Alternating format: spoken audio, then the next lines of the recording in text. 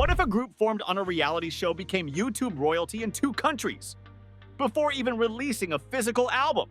That's ENHYPEN, a 7-member boy band launched from big hit and CJENM's survival show Island that went viral in both Japan and the US simultaneously by weaving narrative strategy with cross-cultural design. They didn't start with a dance craze smash hit. They started with an identity arc. Trainee characters, seasonal concepts, subscription-style storytelling. Their global fandom, ENHYPEN, became early architects, sharing reaction edits, designing font overlays, translating every clue. Today on What Made It Viral, we break down how ENHYPEN, through their origin climb, tipping point, global spread, and legacy, designed virality across borders. Stick around. Later, I'll show you how a misspelled subtitle in a Japanese tweet led to a viral meme phenomenon that pushed their streams into the millions. It all began in 2020 on Manette's survival show Island, where trainees were eliminated through performance rounds and storyline-driven edits. ENHYPEN emerged as the top 7, but the story arcs were key. Members weren't just idols, they had character labels. Leader Schmidt, Visual J, rapper Sunghoon, happy energetic Sunoo, cool kitsch jungwon, devoted heeseung, wildcard Jake. This backstory gave early fans something to latch onto. Before their debut single Given Taken, ENHYPEN fans already had narrative hooks. Who would betray whom? Who would rise to comeback? Who'd deliver a solo hook in Japanese or English? Their debut song Given Taken, 2020, introduced parallel worlds. Given, Dream World versus Taken, Shadow World. The MV was cinematic, mirrored realities, glitch dissolves, and archival skyline shots. Fans immediately debated, is Jungwon from the real world or the shadow world? That cryptic layering powered their early theory engagement. After debut, ENHYPEN didn't just release a second single, they expanded their universe. The mini-album Border Day 1 teased AR postcards, code drops, and teaser trailers. Drunk Debut and Let Me In became dubbed into multiple languages. ENHYPEN translated them in real time, trending hashtags like #LetMeInENHYPEN on Twitter Japan and #ENHYPEN translate on TikTok. Their second EP Border Carnival introduced Drunk Dazed. Its explosion came through shock visuals, mirror corridors, fire reflections, and split-screen choreography. Dramatic international reaction videos flooded. Japanese rock fans headbanging in concert tees. American teenagers making ballet mashups with mirror visuals. The fandom posted day-by-day countdown edits with animated text overlays, thanks to their clean-era fonts. Their consistency built algorithmic trust. Every comeback had new world lore, lyric pamphlets, collectible cards, and aesthetic mood boards. Fever Game 2022 added louder carnival chaos and even more dramatic mirrored choreography. Fandom intensity spiked. ENHYPEN climbed through conceptual consistency, not flash stunts. But the real tipping point wasn't a song, it was a Japanese lyric mistranslation. In late 2021, a Japanese tweet miswrote Sangchul's lyric line in Drunk Dazed as Deitatake instead of Rehuto. Fans joked it meant Tokutai Taken, making Sangchul appear as a villager in the Japanese countryside. That meme spread fast.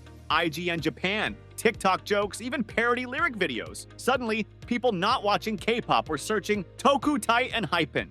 Big Hit reposted fan-made lyric charts, responding with laugh emojis and "We love your translations" in English and Japanese.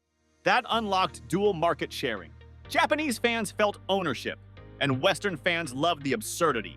From there, streams in Japan doubled. International spins skyrocketed because the fandom had created a new mimetic loop.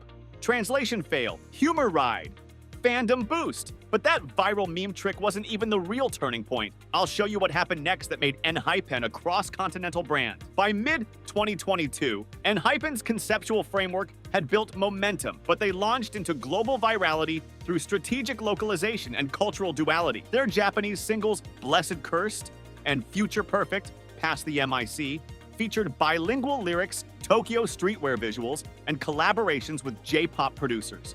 Those releases automatically ranked on the Japan Hot 100, with Japanese fans tweeting lines like "Enjin in Tokyo today. I heard them on street ads." Meanwhile, their US presence grew through carefully timed media placements, Billboard Music Awards performances, interview coverage on Variety Japan, and an appearance at KCON LA, where they performed Polaroid Love. That song stitched together nostalgic visuals, Polaroid frames, rainbow light leaks, disco beats, a perfect bridge between Japanese nostalgia and Western pop aesthetics. Fashion partnerships elevated their global footprint too. ENHYPEN became ambassadors for Dior Men, Jungwon, and Calvin Klein heeseung sunghoon.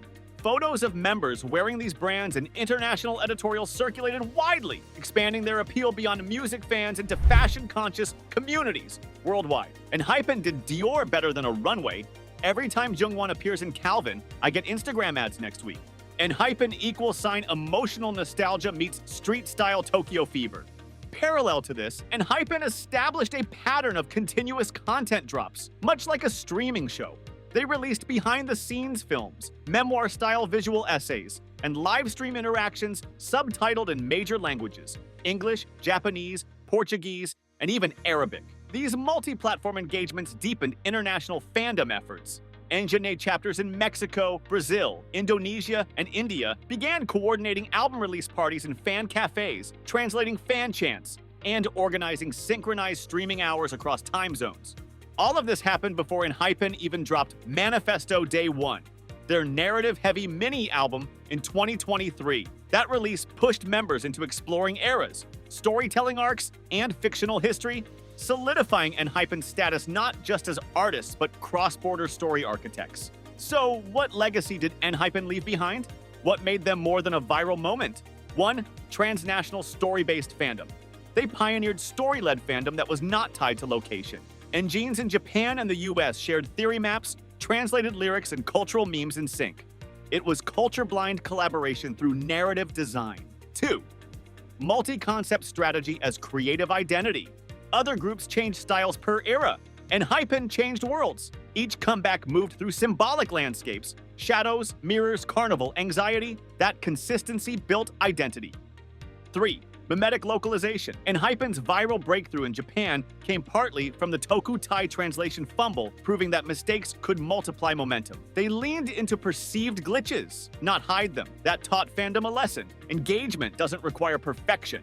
4. Fashion as storytelling. They showed how fashion drops, endorsements, and editorial features can become layered story beats. A Dior jacket on Jungwon wasn't just a wardrobe, it was authority. When Heeseung wore Calvin Klein, fans saw brand symbolism as character narrative, not just ad content. 5. Emotional connection through ambiguity.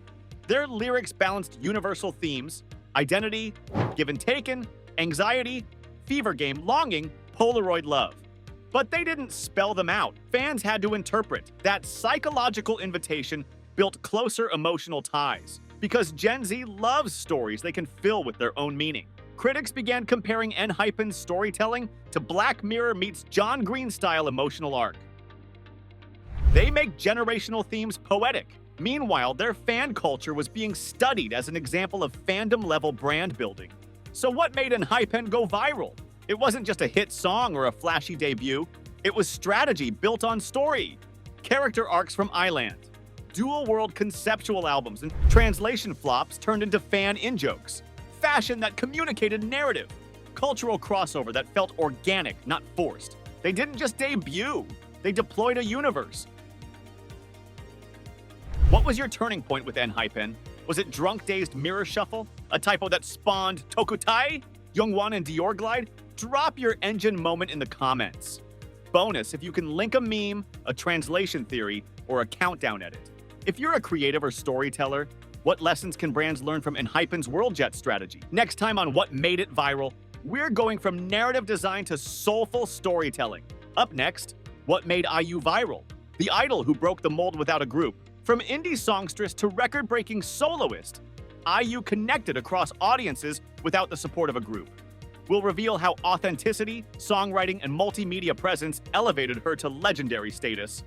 So hit that bell, subscribe, and don't forget, virality isn't about noise. It's about meaning and motion. This is what made it viral. See you in the next world or song.